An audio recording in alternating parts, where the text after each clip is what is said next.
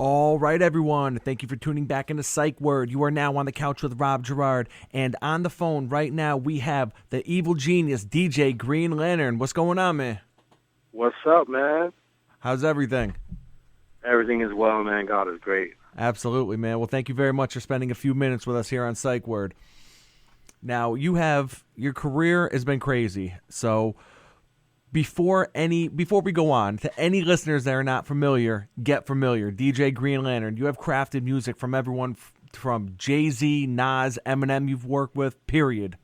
I mean, what's that been like, just to be able to say you've worked with so many legends? Oh, man, it's a blessing, man. I can't front. It is definitely a blessing. Like, I literally was just on stage with Nas the other day as he turned 41, and it was his birthday. We had a cake for him and everything, and it was just, one of those moments, like, it's just another surreal moment, you know what I mean, of just being able to, be this far in your career and still keep doing it, on a major level, and it's just a blessing, man. It just keeps me humble and keeps my nose to the grind, just to keep pushing and just keep going. Yeah, man, absolutely. And you are a 80s and 90s baby, so you've really come up during, the heart of what hip-hop was. You know what I mean? Not to say that, I know hip-hop's something that's ever evolving, but, it's something about the 80s and 90s, man, that is a special place.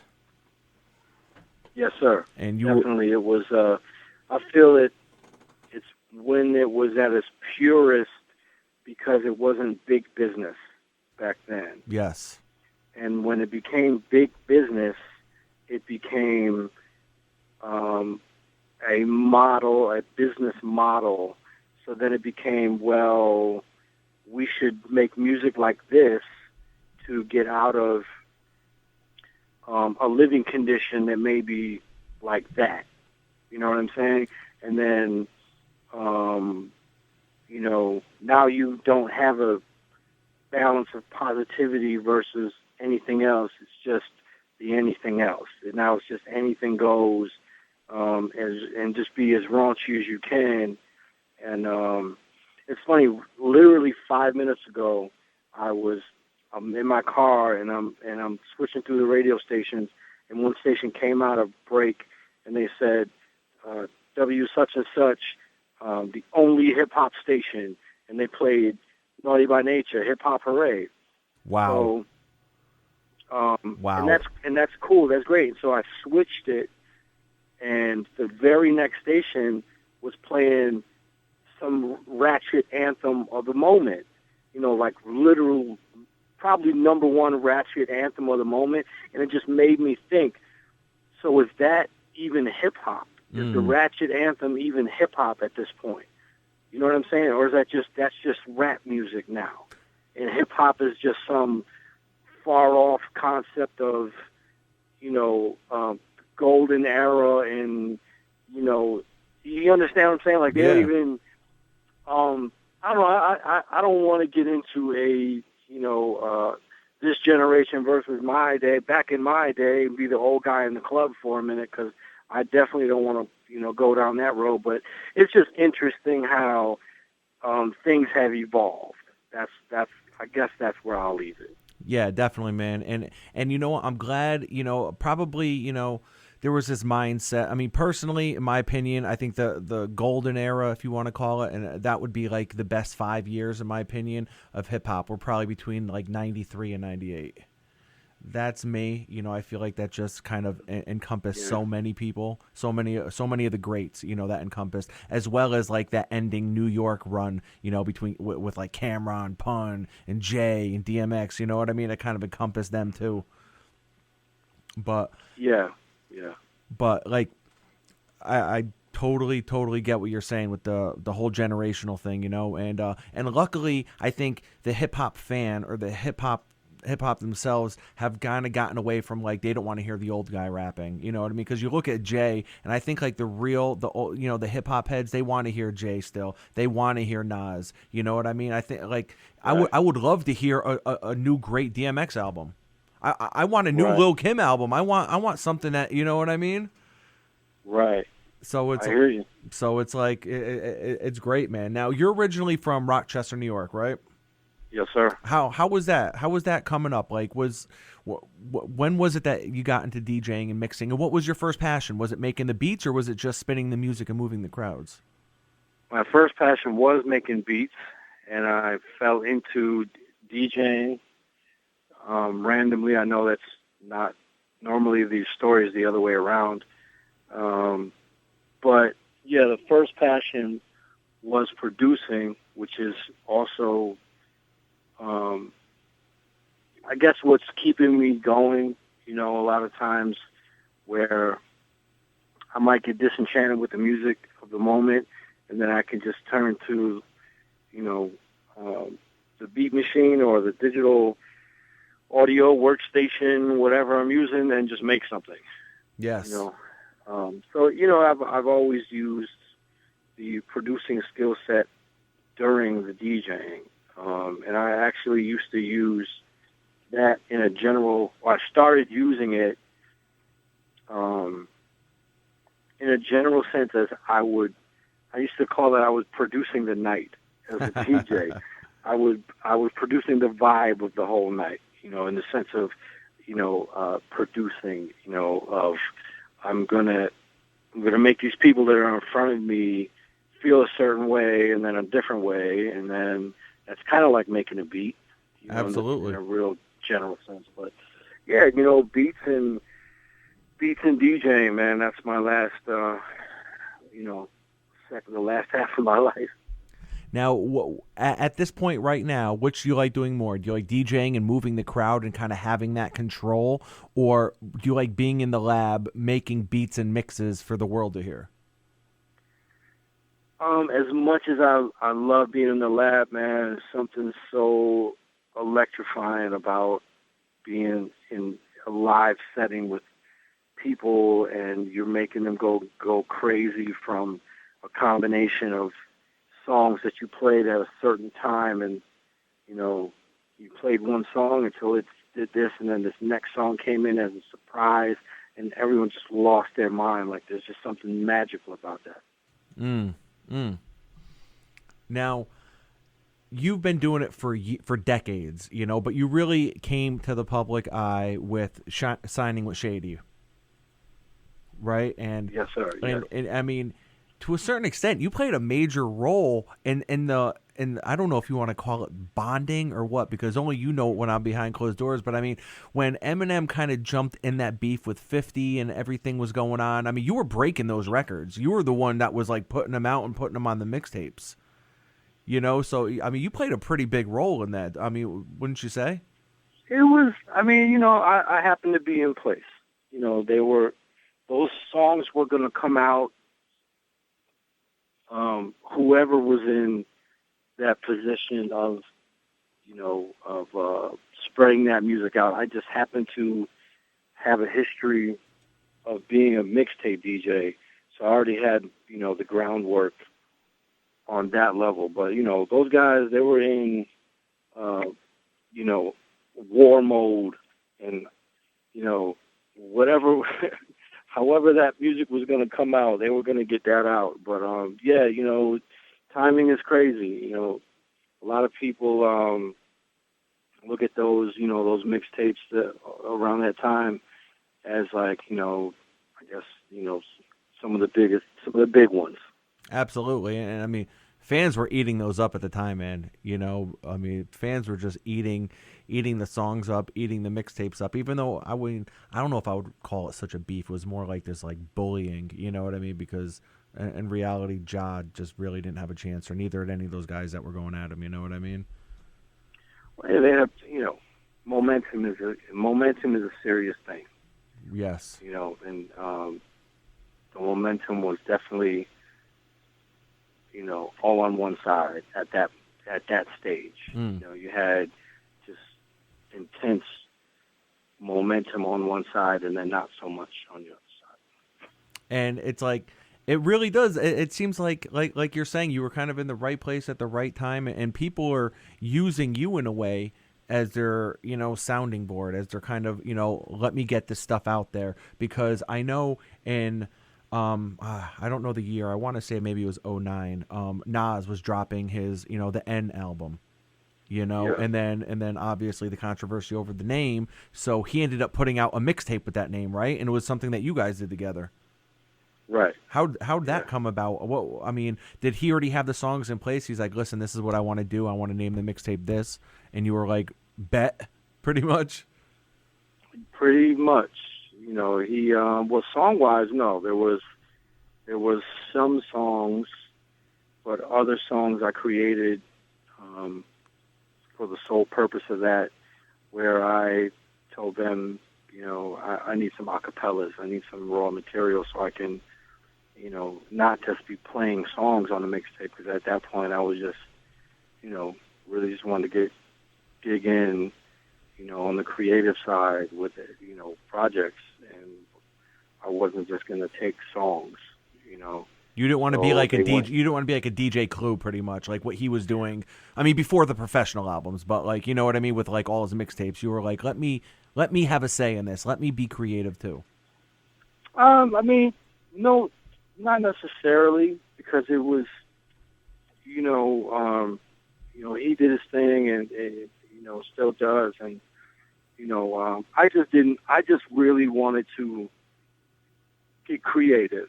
So I said, I want some acapellas for this project so I can make new creations, which is not just put a beat to it, which is make make hooks, go get artists, go get, make new creations for that project. And, that's just, that's how it came out, and it was another good one.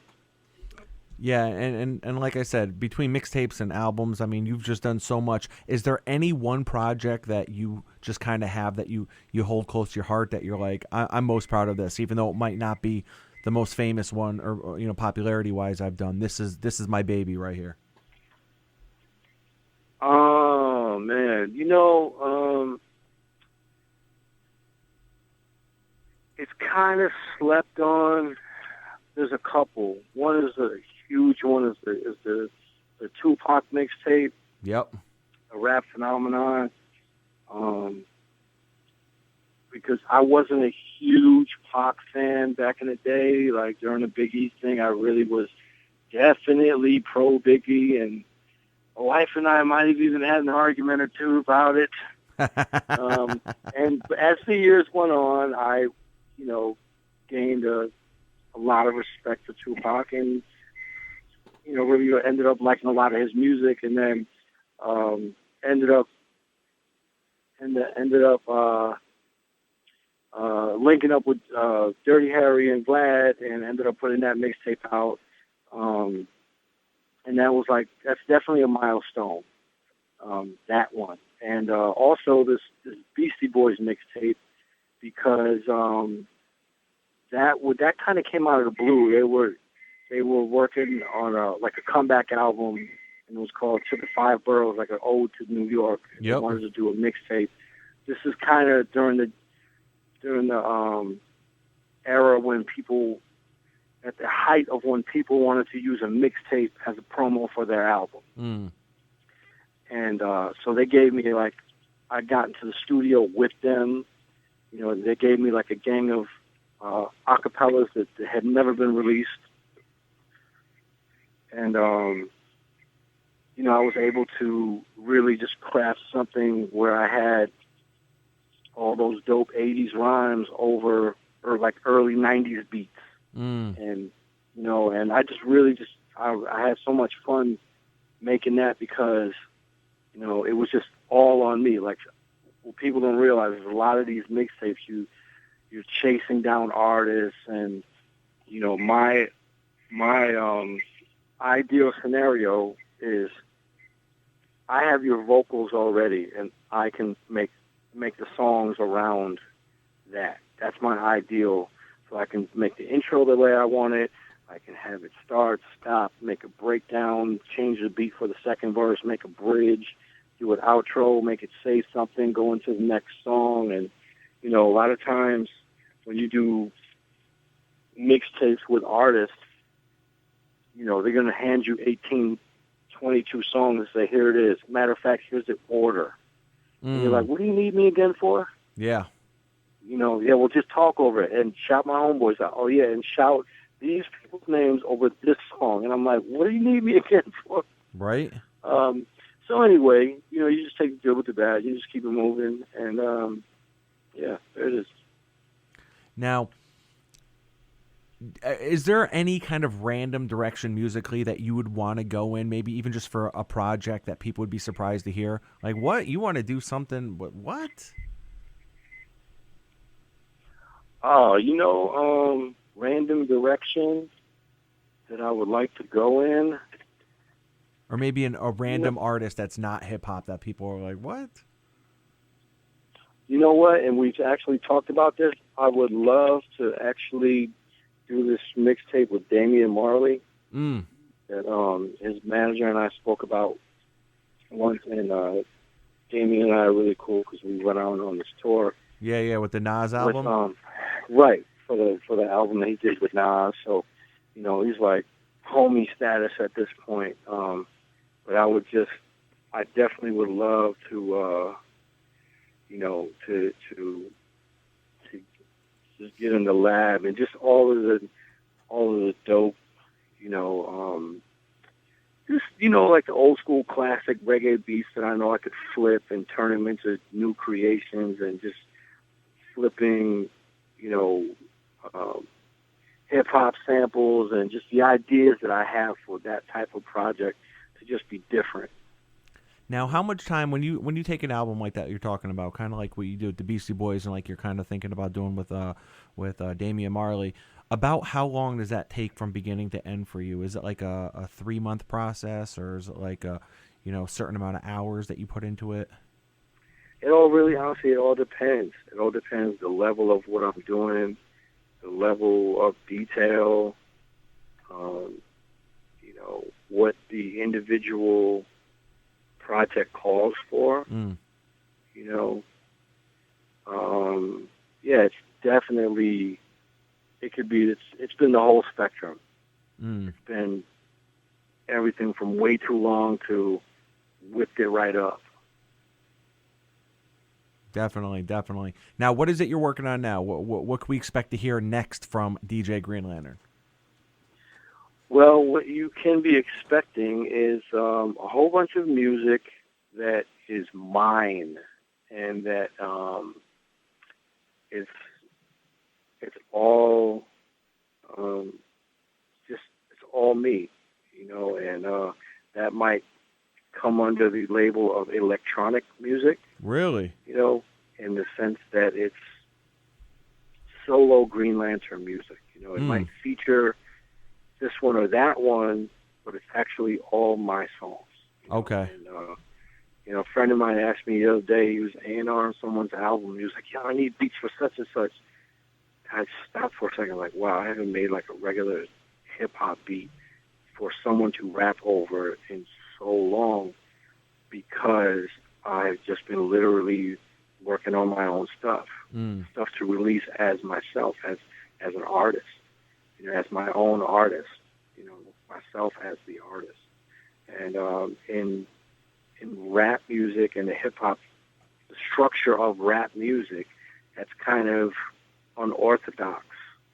But in electronic music, the producer is the artist who happens to perform his songs in a DJ environment. I'm like, oh, how convenient. I know how to do both of those things. Nice. And, yeah, I actually would rather have all the control. So, yeah, I'll do that. But obviously in my own fashion, and, you know, I have to have everything sound like how I would want it to sound, or else, you know, I'm just not going to do it. Definitely, man, definitely. And right before you go, last thing, I know you've always been on your social media grind. I mean, back when MySpace, you were grinding on MySpace, you were dropping the MySpace mixtapes. How can people get in touch with DJ Green Lantern? How can they say what's up to you social media-wise? I would say just hit me. Everything is DJ Green Lantern. The Twitter, Facebook, Instagram, everything is DJ Green Lantern. All right, man. Well, DJ Green Lantern, thank you very much for stopping by Psych Word Radio Show to talk with us, man. Wish you the best of luck on your future endeavors, and good luck out there on the road, man. Stay safe. I appreciate it, man. Thank you, guys. Thank you very much. Now, can you give us a quick radio drop? Yes, sir. Perfect, man. Appreciate that. If you could do one for the show and then one for our DJ, man, really appreciate it. It's Psych Word, so WORD, Psych Word Radio Show. You could just say, there's DJ Green Lantern. You're listening to Psych Word Radio Show. You can put your own twist on it, however you want to do it. Mm-hmm.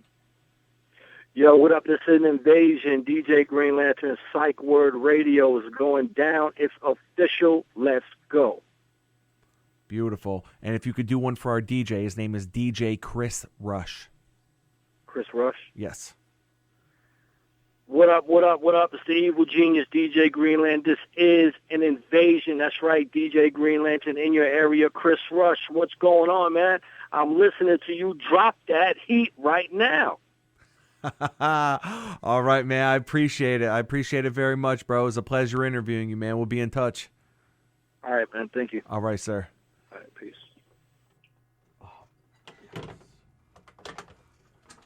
Oh.